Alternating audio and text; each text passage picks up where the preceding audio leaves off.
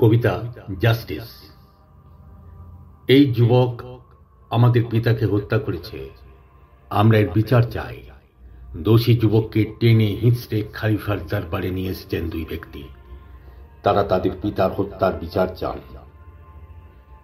খলিফা হযরত উমর রাদিয়াল্লাহু তাআলা আনহু সেই যুবককে জিজ্ঞেস করলেন যে তার বিরুদ্ধে করা অভিযোগ সত্য কিনা।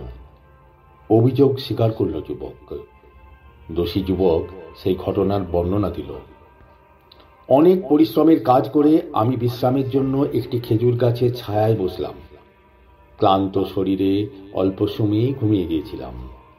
ঘুম থেকে উঠে দেখি আমার একমাত্র বাহন উটটি আমার পাশে নেই। খুঁজতে খুঁজতে কিছু দূরে গিয়ে পেলাম, তবে তা ছিল মৃত।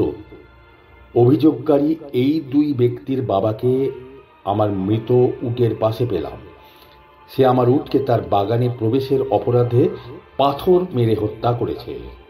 এই কারণে আমি হঠাৎ করে রাগান্বিত হয়ে পড়ি এবং তার সঙ্গে তর্কাতর্কি করতে করতে এক পর্যায়ে মাথায় পাথর দিয়ে আঘাত করে ফেলি। ফলে সে সেইখানেই মারা যায়, যা একেবারে অনাকাঙ্ক্ষিতভাবে ঘটে গেছে। এর জন্য আমি ক্ষমা প্রার্থী। বাদীরা জানালেন, আমরা এর মৃত্যুদণ্ড চাই। সব শুনে হযরত উমর অপরাধী যুবককে বললেন, উট হত্যার বদলে তুমি একটা উট দাবি করতে পারতে, কিন্তু তুমি বৃদ্ধকে হত্যা করেছ। হত্যার বদলে হত্যা। এখন তোমাকে মৃত্যুদণ্ড দেওয়া হবে। তোমার কোনো শেষ ইচ্ছা থাকলে বলতে পারো। নওজোয়ান বলল, আমার কাছে কিছু ঋণ আর অন্যের রাখা কিছু আমানত আছে। আমাকে যদি কিছুদিন সময় দিতেন, আমি বাড়ি গিয়ে আমানত ও ঋণগুলি পরিশোধ করে আসতে পারতাম। খলিফা হযরত উমর রাদিয়াল্লাহু তাআলা আনহু বললেন, তোমাকে এভাবে একা ছেড়ে দিতে পারি না। যদি তোমার পক্ষ থেকে কাউকে জিম্মেদার হিসাবে রাখতে পারো, তবে তোমায় সাময়িক সময়ের জন্য যেতে দিতে পারি। নওজোয়ান বলল, এখানে আমার কেউ নেই যে আমার জিম্মেদার হবে। যুবকটি তখন নিরুপায় হয়ে দাঁড়িয়ে রইল। এই সময়ে হঠাৎ মসজিদে উপস্থিত এক সাহাবী হযরত আবু যর গিফারি রাদিয়াল্লাহু তাআলা আনহু দাঁড়িয়ে বললেন, আমি হব ওই ব্যক্তির জামিনদার, তাকে যেতে দিন। আবু যর গিফারি রাদিয়াল্লাহু তাআলা আনহুর এই উত্তরে সবাই উপস্থিত সকলাই একেবারে হতবাক। একে তো অপরিচিত ব্যক্তি, তার উপর হত্যার দণ্ডপ্রাপ্ত এক আসামি, তার জামিনদার কেন হচ্ছেন আবু যর? খলিফা বললেন, আগামী শুক্রবার জুম্মা পর্যন্ত নওজোয়ানকে মুক্তি দেওয়া হলো। জুম্মার আগে নওজোয়ান মদিনায় ফেরত না আসলে নওজোয়ানের বদলে আবু যরকে মৃত্যুদণ্ড দেওয়া হবে। মুক্তি পেয়ে নওজোয়ান ছুটল মাইলের পর মাইল দূরে তার বাড়ির দিকে। আবু যর গিফারি চলে গেলেন নিজের বাড়িতে। দেখতে দেখতে জুম্মাবার এসে গেল। নওজোয়ানের আসার কোনো খবর নেই। হযরত উমর রাদিয়াল্লাহু তাআলা আনহু রাষ্ট্রীয় পত্রবাহক পাঠিয়ে দিলেন আবু যর গিফারির কাছে। পত্রে লেখা, আজ শুক্রবার বাদ জুম্মা, সেই যুবক যদি না আসে, আইন মোতাবেক আবু যর গিফারির মৃত্যুদণ্ড কার্যকর করা হবে। আবু যর যেন সময় মতো জুম্মার প্রস্তুতি নিয়ে মসজিদে নববীতে হাজির হন। খবর শুনে সারা মদিনায় থমথমে অবস্থা। একজন নিষ্পাপ সাহাবী আবু যর গিফারি আজ বিনা দোষে মৃত্যুদণ্ড দণ্ডিত হবেন। জুম্মার পর মদিনা সবাই মসজিদে নববীতে হাজির।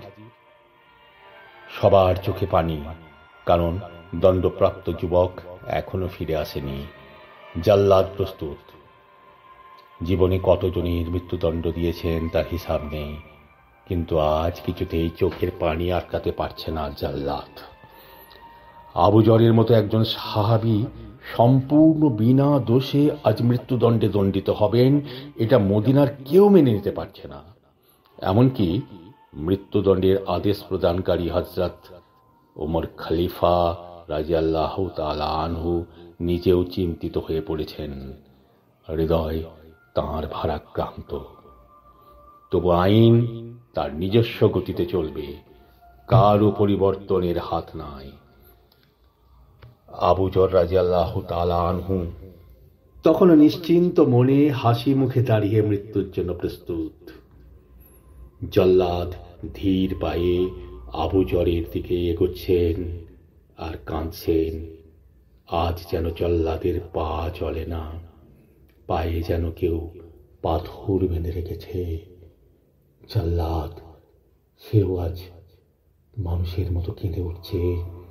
জল্লাদের চোখে জল। এমন সময় এক সাহাবী উচ্চস্বরে জল্লাদকে বলে উঠলেন, হে জল্লাদ, একটু থামো। মরুভূমির ধুলার ঝড় উঠিয়ে ওই দেখো কে যেন আসছে। হতে পারে ওইটা নওজওয়ানের ঘোড়ার পদধূলি, একটু দেখে নাও। ঘোড়াটি কাছে আসলে দেখা যায় সত্যি সেই নওজওয়ান দ্রুত খলিফার সামনে এসে বলল, আমিরুল মুমিনিন, মাফ করবেন, রাস্তায় যদি আমার ঘোড়ার পায়ে ব্যথা না পেত তবে যথাসময়ে আসতে পারতাম। বাড়িতে গিয়ে আমি একটুও দেরি করিনি। বাড়ি পৌঁছে গচ্ছিত আমানত ও ঋণ পরিশোধ করি। তারপর বাবা, মা ও নববধূর কাছে সব খুলে বলে চিরবিদায় নিয়ে মৃত্যুর প্রস্তুতি নিয়ে মদিনার উদ্দেশ্যে রওনা দিই। এখন আমার জামিনদার ভাইকে ছেড়ে দিন, আমাকে মৃত্যুদণ্ড দিয়ে পবিত্র করুন, কেননা কিয়ামতের দিন আমি খুনি হিসাবে আল্লাহর সামনে দাঁড়াতে চাই না। আশেপাশে সবাই একেবারে নীরব। চারিদিকে এমন থমথমে অবস্থা। সবাই হতবাক, কি হতে চলেছে। যুবকের পুনরায় ফিরে আসাটা অবাক করে দিল সবাইকে।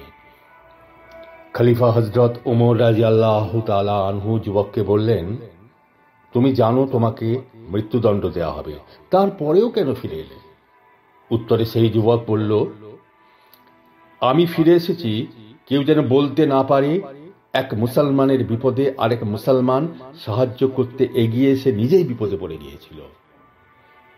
এবার হযরত ওমর রাদিয়াল্লাহু তাআলা আনহু হযরত আবু যর গিফারি রাদিয়াল্লাহু তাআলা আনহুকে জিজ্ঞেস করলেন, আপনি কেন না চেনা সত্ত্বেও এর জামিনদার হলেন?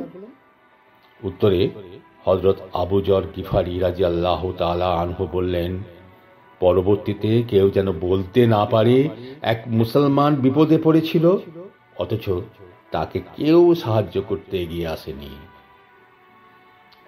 এমন কথা শুনে হঠাৎ বৃদ্ধের দুই সন্তানের মাঝে একজন বলে উঠল, হে খলিফা, আপনি তাকে মুক্ত করে দিন। আমরা তার উপর করা সব অভিযোগ তুলে নিলাম। হযরত ওমর বললেন, কেন তাকে ক্ষমা করে দিচ্ছ?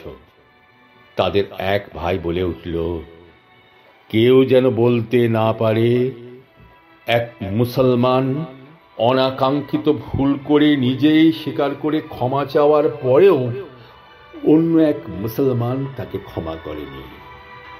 এই জন্যই আমি তাকে ক্ষমা করে দিলাম, আপনি ওকে ক্ষমা করে দিন।